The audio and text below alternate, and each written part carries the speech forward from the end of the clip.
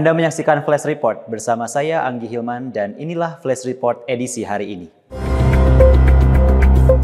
Pemerintah memperketat tata kelola perdagangan digital melalui penerbitan Peraturan Menteri Perdagangan Nomor 19 Tahun 2026 tentang penyelenggaraan usaha perdagangan melalui sistem elektronik. Kebijakan ini diterbitkan untuk memastikan kepatuhan pelaku usaha terhadap perizinan tanpa menghambat pertumbuhan UMKM. Pelaksana tugas Deputi Bidang Kemitraan dan Hubungan Media, Badan Komunikasi Pemerintah Republik Indonesia, Kurnia Ramadana menyampaikan, pertumbuhan ekonomi digital telah mendorong peningkatan jumlah pelaku usaha e-commerce di Indonesia. Berdasarkan data Badan Pusat Statistik, jumlah usaha e-commerce pada tahun 2024 mencapai 4,4 juta usaha atau meningkat 15,3% dibanding tahun sebelumnya. Sebanyak 42,02% usaha telah melakukan penjualan secara daring. Menurut Kurnia, dominasi tersebut menunjukkan bahwa UMKM menjadi penopang utama ekosistem perdagangan digital nasional. Namun, mayoritas pelaku usaha masih menghadapi tantangan dalam memenuhi kewajiban perizinan secara menyeluruh. Kondisi ini menjadi latar belakang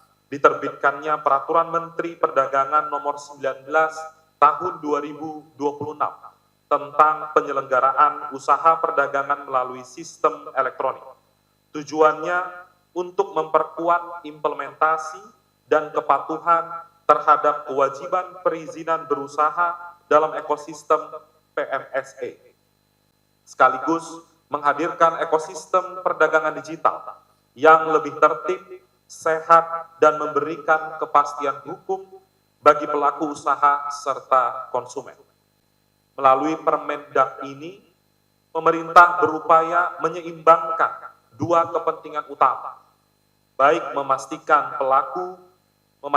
kepatuhan pelaku usaha terhadap regulasi, sekaligus menjaga agar UMKM tetap memiliki ruang tumbuh dan bersaing secara adil di ekosistem perdagangan digital nasional. Pemerintah berharap penerbitan Permendag Nomor 19 Tahun 2026 mampu menciptakan ekosistem perdagangan digital yang lebih tertib, transparan, dan berkeadilan. Dengan kepatuhan perizinan yang semakin baik, pelaku usaha, khususnya UMKM, diharapkan dapat berkembang lebih kompetitif sekaligus memberikan perlindungan yang lebih baik bagi konsumen. Tim Liputan, Eljon Media melaporkan.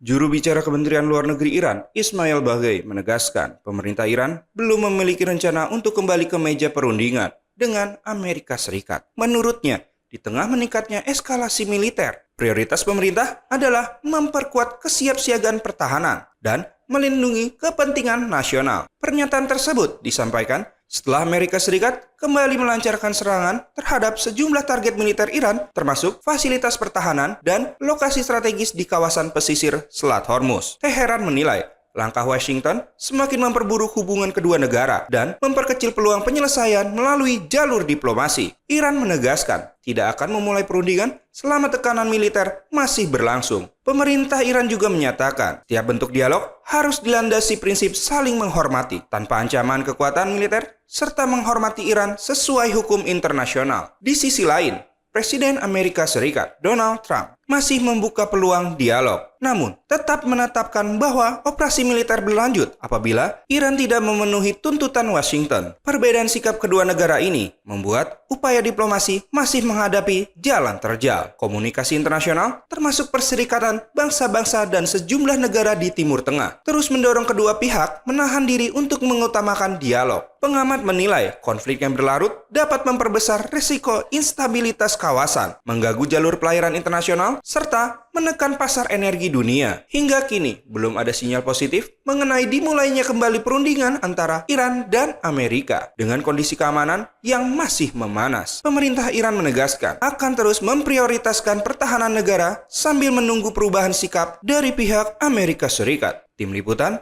Eljon Media melaporkan. Demikian Flash Report kali ini. Ikuti terus berita terkini seputar pariwisata, bisnis, dan investasi di eljonnews.com. Jangan lupa follow Instagram @eljonnews, @eljontv official. Saya Anggi Hilman, sampai jumpa.